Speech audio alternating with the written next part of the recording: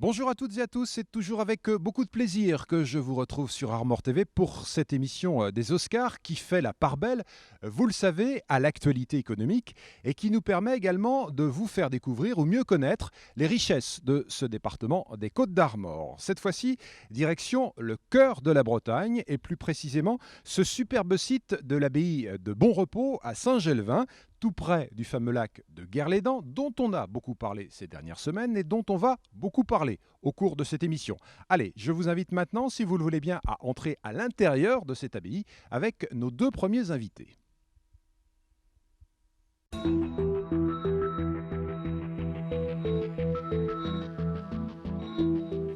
Effectivement, on se retrouve donc avec nos deux premiers invités. Tout d'abord, Estelle Salin, bonjour. J'allais Bonjour. dire merci de nous accueillir puisque vous êtes animatrice pédagogique pour cette abbaye de Bon Repos. Puis j'ai également le plaisir d'accueillir un habitué de cette émission, Laurent Kifurus. Vous êtes directeur de Côtes d'Armor Développement. On va parler d'économie avec vous.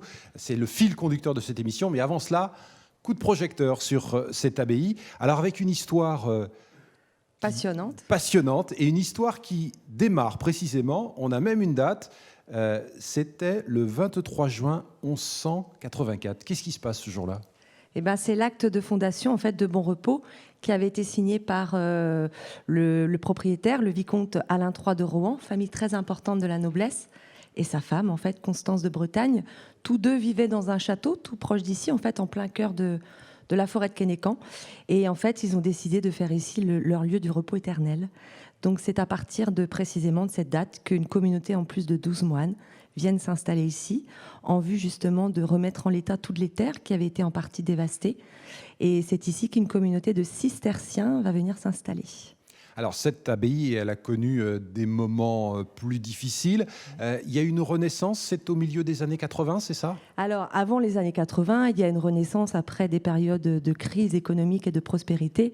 Il y a celle du XVIIIe siècle que vous pouvez découvrir aujourd'hui, puisqu'aujourd'hui, du Moyen-Âge, il ne subsiste que l'environnement et 3 murs de l'abbatiale. Donc c'est vrai que c'est pourquoi la médiation est axée sur le bâtiment aujourd'hui. Et elle a été abandonnée après la Révolution française. Elle est devenue une véritable carrière de pierre jusqu'à ce qu'une poignée de passionnés décide en fait de redonner vie à ce bâtiment qui était sous la végétation et le lierre en fait. Oui, et qui a pu renaître de ses cendres. Voilà, il y a eu tout un travail de fait, parce que le site est magnifique, mais si on revient quelques années en arrière, on n'était pas du tout dans la même configuration. Ce site, il est implanté au milieu d'un environnement naturel remarquable. On va parler bien évidemment de Guerlédan, mais il n'y a pas que ça. C'est le cœur de la Bretagne, et j'allais dire que c'est un vrai poumon, un poumon vert.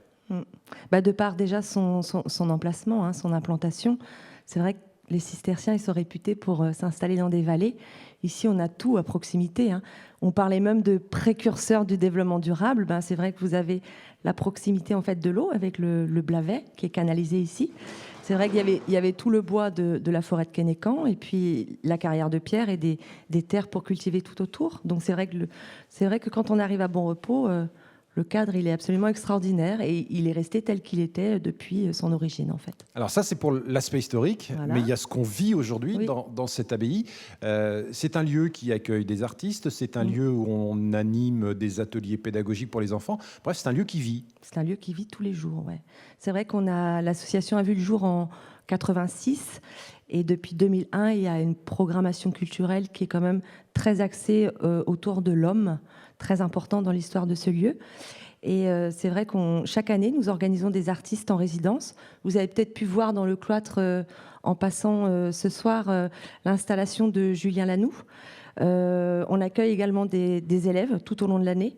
Donc on propose des ateliers pédagogiques, des séjours patrimoine. Également, on organise des résidences d'artistes en milieu scolaire. Et puis également, chaque année, des expositions sur le thème du patrimoine. Donc cette année, c'était les canaux. C'était porteur dans le cadre de la SEC du Lac. Et également, on organise des événements tels que des concerts de musique classique dans cette salle, justement. Et puis d'autres événements tels que des cluedos géants. Donc, il y a beaucoup de choses qui se passent. Il y a beaucoup de choses pour tout le monde, tout public. Et le numérique, très important. Numérique. Alors ça, c'est important. On aura d'ailleurs en fin d'émission un reportage qui nous permettra de voir que vous êtes finalement à la page, même si l'histoire a débuté, je le rappelle, le 23 juin 1184. Vous êtes quand même bien ancré dans ce 21e siècle avec des tablettes numériques. On va parler du lac de Guerlédan. Est-ce que ça a été un élément important pour vous cet été, pour l'attractivité? Parce qu'il y a beaucoup de gens qui sont venus voir ce lac, mais quand on vient voir le lac, on vient voir ce qu'il y a autour. Oui, tout à fait, ouais. C'est vrai qu'on a eu une fréquentation très importante cette année.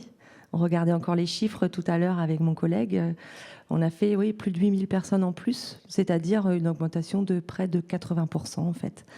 Alors pourquoi? Parce que c'est vrai que du coup, les personnes qui visitent le lac font les sites aux alentours. Et également parce qu'on avait également proposé des produits pour des groupes, mais aussi des scolaires, en lien avec ce site. Et c'est vrai que ça a été très porteur pour l'association, pour le lieu. On a eu énormément de monde et on sait que, on espère que l'an prochain, ils reviendront du coup, une fois que le lac sera plein, quoi. Bon, il y a encore beaucoup de choses à découvrir, mais ça, on le verra en fin d'émission. On parlera de tout un tas de musées, de petites pépites comme ça que vous pouvez venir découvrir, voir ou revoir, parce qu'effectivement, on peut revenir plusieurs fois. Alors Laurent, on va être un peu moins poétique, on va être plus économique avec vous pour parler de cette conjoncture. On va prendre quelques indicateurs parce que c'est important. Premier indicateur, le nombre de créations d'entreprises qui reste stable. Ça, c'est pour les chiffres que l'on a pour le premier semestre de cette année par rapport au premier semestre des années précédentes. Il y a peut-être un élément important, c'est que ce qu'on appelle les défaillances d'entreprises, eh bien, elles sont en recul cette année. Ça veut dire qu'il y a des petites lumières comme ça qui s'allument au lointain et qui laissent espérer des jours meilleurs, c'est ça ? Oui, quand on parle d'économie, on parle beaucoup de chiffres, mais la confiance est un élément essentiel. Donc on sent qu'il y a aujourd'hui une amélioration qui va doucement à travers l'indicateur, notamment de la création d'entreprises. Ça reprend doucement, mais c'est vrai que sur les défaillances, là aussi, les chiffres sont meilleurs, même s'il faut rester toujours prudent. Donc il y a un premier signe d'amélioration autour de ces deux indicateurs, mais ça reste encore fragile, notamment dans certains secteurs d'activité, pour le secteur du commerce, du bâtiment, de l'hôtellerie-restauration. On reste encore dans des fragilités. Et ceux qui ont créé il y a 3-4 ans sont souvent dans des situations un peu plus difficiles parce que justement, c'est la période pendant laquelle il faut confirmer. Et c'est là qu'on a souvent des défaillances un petit peu plus importantes. Donc, globalement, on sent que ça s'améliore, mais il faut rester prudent. Il faut rester prudent. Alors, il y a quand même, moi je suis un optimiste de nature, il y a quand même des chiffres d'affaires, des collègues de TVA qui sont en légère hausse. Il y avait eu un recul ces dernières années et là, ça s'améliore un peu. Oui, le chiffre d'affaires des entreprises s'améliore un peu sur la période considérée, c'est-à-dire le premier semestre de cette année. Et puis un élément très très important, c'est l'amélioration relativement importante de la consommation des ménages, avec notamment un indicateur souvent utilisé, l'immatriculation de véhicules, qui là progresse très bien. Et on sait souvent, et on le voit sur une longue période, que le secteur automobile est souvent le secteur qui tire l'économie française. Oui, parce qu'il y a tous les sous-traitants derrière, notamment. Il y a tous les sous-traitants, donc c'est un élément de confiance. Donc de ce côté-là, et pour un département comme le nôtre, qui a une économie basée sur la consommation, avec une arrivée régulière de gens qui viennent consommer venant de l'extérieur du département, des Bretons ou des gens qui ont des résidences secondaires, qui consomment. Donc c'est important d'avoir cette stabilité et cette progression aujourd'hui constatée de la consommation des ménages. Donc c'est la marque qu'on a un territoire qui reste solide par rapport à l'environnement qui est quand même un petit peu chahuté. Bon, alors il y a des signes qui montrent qu'on peut espérer à moyen ou long terme. Mais il y a des secteurs qui souffrent. On va prendre en concret le bâtiment qui connaît encore de vraies difficultés. Oui, et ça c'est un élément qui est préoccupant parce qu'on pense que ça va durer. C'est là notamment la capacité à construire des logements neufs, qu'ils soient individuels ou collectifs. Là, les choses s'améliorent un peu, mais on est encore assez loin des chiffres qu'on constate au niveau régional. Donc cette difficulté à produire du logement neuf, c'est quelque chose de préoccupant et ça a des conséquences directes, bien évidemment, sur le secteur de l'artisanat, du bâtiment, où là, on retrouve ces entreprises régulièrement au tribunal de commerce dans des difficultés régulières. Et on l'évoquait également tout à l'heure, il y a quand même dans ce secteur du bâtiment un travail intéressant, moins visible, sur tout le secteur de la rénovation. On sent que là, les entreprises qui se sont positionnées ont du travail, quelle qu'elle soit, grande ou petite. Mais c'est un élément de préoccupation. Et la commande publique, dont on sait qu'elle est moins importante aujourd'hui et sans doute un peu demain, c'est un élément de préoccupation. Donc dans ce secteur-là, les difficultés sont encore présentes. Bon, on va revenir sur des événements d'actualité qui ont dépassé très largement le cadre des Côtes d'Armor de la Bretagne. On est même allé beaucoup plus loin, puisqu'on a notamment eu, au mois de juin dernier, le Tour de France. Ça, c'est un vrai coup de projecteur sur ce secteur du cœur de la Bretagne. Et on dit toujours que le Tour de France, c'est un accélérateur de notoriété, où ça permet en tout cas de renforcer cette notoriété. C'est clair qu'aujourd'hui, pour avoir de la notoriété sur un territoire, pour à la fois démarrer des saisons touristiques dans de bonnes conditions, il faut des événements un peu de ce type. Et c'est vrai que l'intérêt du Tour de France, c'est son calendrier, puisque souvent il vient en Bretagne régulièrement en début de saison, au début juillet. Donc c'est un élément très populaire. Et donc, en fonction de son circuit, des choix qui sont faits, ça permet de booster certains territoires en début de saison. Donc ça a été le cas, et ça a été une volonté des collectivités locales d'accueillir le Tour de France au moment où il y avait l'événement autour du lac de Guerlédan. Donc ça a permis de concentrer et de fixer une clientèle touristique qui est restée, qui est venue un peu avant, qui est restée un petit peu après, ou qui a continué, notamment pour tout le secteur des camping-caristes, de continuer à se balader dans le département, à découvrir beaucoup de choses qu'il y a à voir sur nos territoires. Alors ça, c'était pour le Tour de France. C'est le premier événement. Deuxième événement, Tour de France, on peut l'accueillir tous les 2 ans, 3 ans. C'est ce qui arrive très régulièrement en Bretagne. Il y a la SEC du lac de Guerlédan. Là, on est sur une périodicité beaucoup plus large, puisque c'est une fois tous les 30 ans. C'est encore en cette période. Ça a vraiment été un élément extrêmement fort. Moi, j'ai entendu certains chiffres, on parle de plusieurs centaines de milliers de visiteurs, même on parle du million qui aurait été dépassé. On a une estimation autour du 1,5 million. Alors, c'est pas toujours facile, c'est une extrapolation. Alors, certains avaient annoncé des chiffres encore plus importants, dépassant la fréquentation du Mont-Saint-Michel. Je pense que là, on était... Enfin, 1,5 million, c'est déjà très conséquent. Hein. C'est très, très conséquent, mais comme ça a été indiqué tout à l'heure, l'enjeu, c'est la visite, mais c'est aussi l'envie de la part des organisations locales, des réseaux touristiques, de donner envie aux gens de revenir.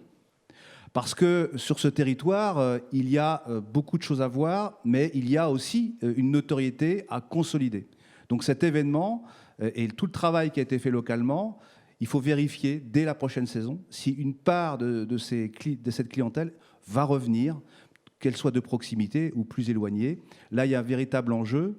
Donc maintenant, le challenge, c'est de confirmer en 2016 cette belle réussite. Bon, on va conclure avec ça. Laurent, Tour de France, lac de Guerlédan, météo exceptionnelle pour toutes les régions françaises. La Bretagne en a bien évidemment profité. Est-ce qu'on a déjà quelques indicateurs concernant la fréquentation touristique ? Oui, on est sur des chiffres qui sont bons, voire très bons, que ce soit dans l'hôtellerie avec des progressions à 2 chiffres. Le département des Côtes d'Armor, d'ailleurs, en taux d'occupation, pour prendre un exemple un peu technique, taux d'occupation des hôtels, est en progression assez forte et meilleure que nos voisins et concurrents des autres départements. Donc on a des bons indicateurs. On est sur un trend de 2 ans. Donc là, on a progressé, on sent qu'on a consolidé notre notoriété.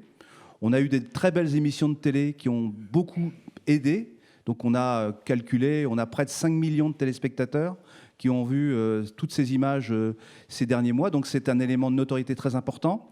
Mais je dirais que c'est maintenant que le plus dur commence.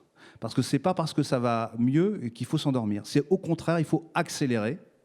Et il faut que les acteurs publics, les professionnels, passent un cap supplémentaire parce que désormais, il faut encore progresser dans la capacité à faire venir cette clientèle touristique qui consomme localement et qui fait vivre des milliers et des milliers de salariés tout au long de l'année. En tout cas, il y a un indicateur qui est important, Laurent. Le taux de satisfaction des gens qui sont venus en Côte d'Armor cet été, il est de 86%, alors que la moyenne de la Bretagne est de 80%. 86%, c'est un taux énorme. Oui, mais comme le disent beaucoup de professionnels, la difficulté qu'on a, c'est de réussir à les faire venir. C'est un challenge permanent pour tout le monde. Mais dès qu'ils viennent, et c'est vrai ici, ils sont conquis, ils sont bien reçus. ils sont bien reçus, ils sont conquis suivis et ils ont envie de revenir et ils en parlent autour d'eux. Donc l'enjeu, pour nous, collectivement, c'est de les faire venir et après, je pense que le plus dur est fait. Donc on va continuer à faire ce travail-là. Merci en tout cas à vous deux pour tous ces éléments. Merci. Merci. On va maintenant poursuivre cette émission en parlant notamment d'énergie.